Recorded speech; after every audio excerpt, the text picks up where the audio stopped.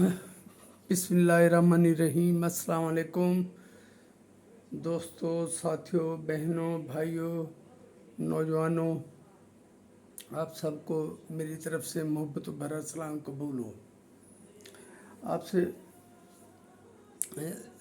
चंद एक बातें हमेशा की तरह। एक तो मेरी अपील के मेरा चैनल यूट्यूब पे रियाज हुसैन बुखारी के नाम से सब्सक्राइब करें, लाइक करें और अगर शेयर करें। अगर मेरी बातों से मुतफिक हो तो कमेंट में उस मुतफिक हो तो भी कमेंट ज़रूर करें। अगर मुतफिक ना हो तो फिर भी कमेंट ज़रूर करें। इससे मुझे बहुत सा फ़ायदा होता है कि मैं इंसान हूँ, गलतियाँ होती हैं, लेकिन मैंने बार बार कहा है कि मैं कोई ख़बरें नहीं दिया करता, पर जो ख़बर मुझे ऐसी लगे जिसका कोई सर पैर ना हो, या कोई बहुत अच्छी खबर हो या कोई बहुत बुरी खबर हो, सच बोला जाए झूठ बोला जाए, तो उस पर मैं अपने कमेंट ज़रूर देना चाहूँगा और वही मैं देता हूँ। इसमें ये मैं बतौर साफ़ी कोई ख़बरें नहीं देता। तो इसके साथ साथ मेरी बहुत बड़ी अपील कि मोहसिन वसीम सैयद यूसुफ गिलानी के साहबजादे, उनकी छोड़ी हुई सीट मुल्तान से 148 NA 148 पर इलेक्शन लड़ने जा रहे हैं और वो कंपेन भी फ़िलहाल इंडिविजुअली कर रहे हैं। बाकायदा कंपेन तो ज़ाहिर है कुछ दिनों बाद शुरू होगी। तो मेरी सारे हल्का 148 के वासियों से, शहरियों से अपील है, मैं हम्बल रिक्वेस्ट करता हूँ कि उन्हें वोट करके तीर पर मोहर लगा के सैयद अली कासिम गिलानी साहब को वोट करें और इस हलके के मसाइल को हल करने में उन पर ज़िम्मेदारी डालें। और वो नौजवान इतना मुतहरिक है, एहसास वाला है, उसके पास एनर्जी है, वो जहाँ इंशाल्लाह अब तक मुमकिन हो सका वो गिलानी साहब का खला तो ज़ाहिर है बहुत मुश्किल से पूरा होगा, लेकिन वो इस वक्त जितने भी नौजवान सियासत में हिस्सा ले रहे हैं, मेरा ख्याल मखदूम अली कासिम गिलानी उन सब से हर लिहाज से बेहतर हैं। एक तो शराफत के लिहाज से, शराफत हो, तालीम हो या मेहनत हो, वो किसी से नहीं घबराने वाले और ना ही वो किसी के आस पे इलेक्शन लड़ते हैं, अल्लाह के आस पे और इस हल्के के अवाम के भरोसे पर वो इलेक्शन में हिस्सा ले रहे हैं। और मेरा यकीन है अपने अल्लाह को पर कि वो उन्हें बहुत इज़्ज़त से बहुत बड़ी कामयाबी अता करेगा इंशाअल्लाह। उनके मुकाबिल जो भी है उनके बारे में तो कहना वैसे ही फजूल है, क्योंकि ना कोई इलेक्शन से पहले उन्हें जानता था, ना कोई इलेक्शन के बाद उन्हें जानता है। वो एक कौम है याजूज माजूज जो निकली और उन्होंने वोट डाले, कोई सच्चे कोई झूठे, जो कुछ भी हुआ, लेकिन अल्हम्दुलिल्लाह गिलानी साहब इलेक्शन जीते और इस हल्के के अवाम अब उससे बहुत बेहतर उन्हें कामयाबी दिलवाएंगे इंशाअल्लाह।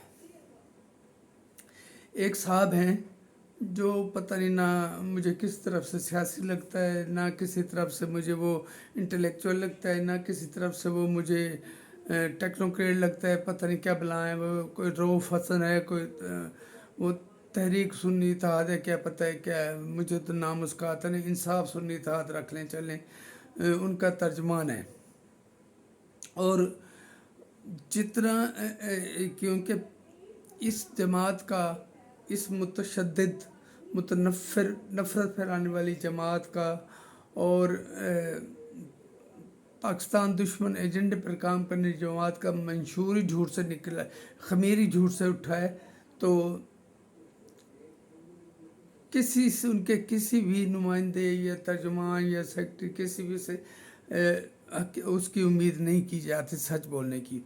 परसों वो एक अजीब और गरीब शख्स है अजहर सदीक, उससे जब सवाल किया गया तो उसने बताया कि हम परसों 21 की 21 सीटें जीत लेंगे। और पता नहीं उसने आसिफा बीबी की सीट को कैसे छोड़ दिया कि वो भी धांधली के ज़रिए पहुंची हैं, क्योंकि वहाँ वोट नहीं डाले गई है, इसलिए ये धांधली हुई है। और इसके अलावा जो कंबर शहजादपुर के शहजाद कोट के कंबर शहजाद कोट की जो इलेक्शन है, वहाँ पीपल्स पार्टी ने सिर्फ हासिल किया मेरे ख्याल 96,000 वोट, और उसके मुकाबले बहुत बड़ी लीड ले ली उसने, जो उसका मुखालिफ था टीएलपी का, जो कि इसके तहरीक सुन्नी इत्तेहाद की या इंसाफ सुन्नी इत्तेहाद का बी टीम है टीएलपी, उसका वो कैंडिडेट था जिसने 4,000 से भी ज़्यादा वोट लेने की जरूरत महसूस नहीं की, क्योंकि वो तो जीता हुआ था ना। बहरहाल मैं अल्लाह का शुक्र अदा करता हूँ उसने आसिफा बीबी की सीट को भी अपने खाते में शामिल क्यों नहीं कर लिया। और कल जब इलेक्शन आया उससे बहुत पहले मैं लिख चुका था, ये पोस्ट कर चुका था कि आज धांधली का शोर शुरू होगा, तारीख साज धांधली की जाएगी, ये होगा और वो होगा, और इस पर एहतजाज होगा, और फिर वो तहरीक शुरू हो जाएगी, जो कि हमेशा की तरह होती है। क्योंकि इस जमात इंसाफ सुन्नी इत्तेहाद की कोई तहरीक है ही नहीं, नज़रिया है ही नहीं, उसका नज़रिया बस इस मुल्क में नफरत फैलाना है, और वो इस मुल्क के मफादात के ख़िलाफ़ काम करना है, जो वो बखूबी कर रहा है और कर रहे हैं सारे। मैं आपसे एक बात उससे सवाल किया गया कि आप कल के इलेक्शन के बारे में क्या कहेंगे, तो रऊफ़ हसन साहब फरमाते हैं कल का जो इलेक्शन था वो इलेक्शन के नाम पर एक बदनुमा ढोंग था, क्योंकि जो उनका पहले का बयानिया था जनरल इलेक्शन के बारे में या फिर 13 के इलेक्शन के बारे में कि उनसे इलेक्शन चुराया गया, और ये सारा एक बदनुमा धब्बा है इलेक्शन के नाम पे। और साथ वो ये भी कह रहा है कि वो जो बाजोड़ी उसका कैंडिडेट हारा है, उसके मुकाबले में कि आज़ाद जीता है। अब वो ये भी क्लेम कर रहा है कि उसे टिकट नहीं दी गई थी, इसलिए वो इलेक्शन लड़ा, और जिसे टिकट दी गई थी वो भी इलेक्शन लड़ा, जिसे टिकट दी गई वो हार गया, जिसे टिकट नहीं दी गई वो जीत गया। तो ये लेकिन वो हमारा है। भाई आप टिकट नहीं दे रहे हो, वो आज़ाद लड़ा है, उसकी कोई सोच होगी कि या वो बेहतर कैंडिडेट होगा तो वो वहाँ जीता। इस तरह जो इससे पूरे मुल्क में बदतरीन शिकस्त हुई है, अपनी चंद एक सीटें अपनी भी हारा है ये इंसाफ सुन्नी इत्तेहाद। तो खुदा का वास्ता मैं हाथ जोड़ के कहता हूँ इस मुल्क को पर रहम करें। ये धांधली एहतजाज और 50 बंदे आपसे निकल नहीं सकते, और आप एहतजाज धांधली के अलावा 2000 पता नहीं कितने बंदों ने अडयाला जेल के बाहर नमाज पढ़नी थी ईद की, वहाँ 50 बंदे भी नहीं थे, लेकिन अवाम में मकबूल तरीन लीडर है वो। यार वो सब कुछ है, कम अज़ कम लीडर नहीं है। वो पाकिस्तानी सियासत का वो किरदार जो किसी ज़माने वो ये इसमें शक्ति कपूर इंडिया में, ये पाकिस्तानी सियासत का शक्ति कपूर है, जो हर मामले में नेगेटिविटी ढूंढता है, खबासत फैलाता रहेगा। तो और उसने जो लतीफ़ा सुनाया ना कि सवाल के जवाब में जब मंसूर अली खान ने उससे पूछा कि आप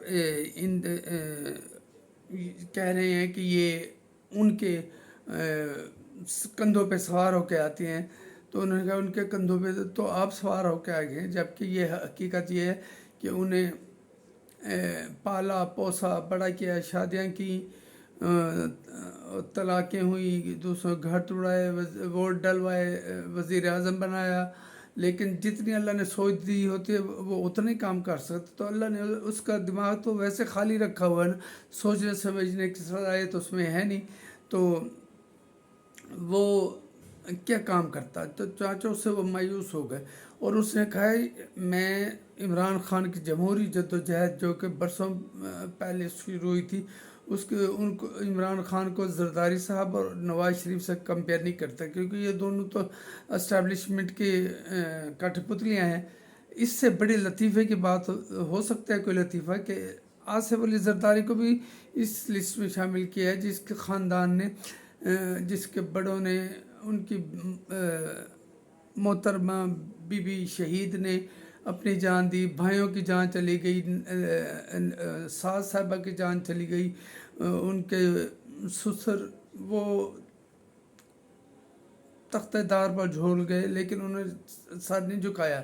آصف علی زرداری صاحب 14 سال بے گناہ جیل کاٹتے رہے، اور وہ کہتے ہیں اصل بندہ جو اسٹیبلشمنٹ کے کندھوں پہ کے بغیر آیا ہے وہ عمران خان ہے۔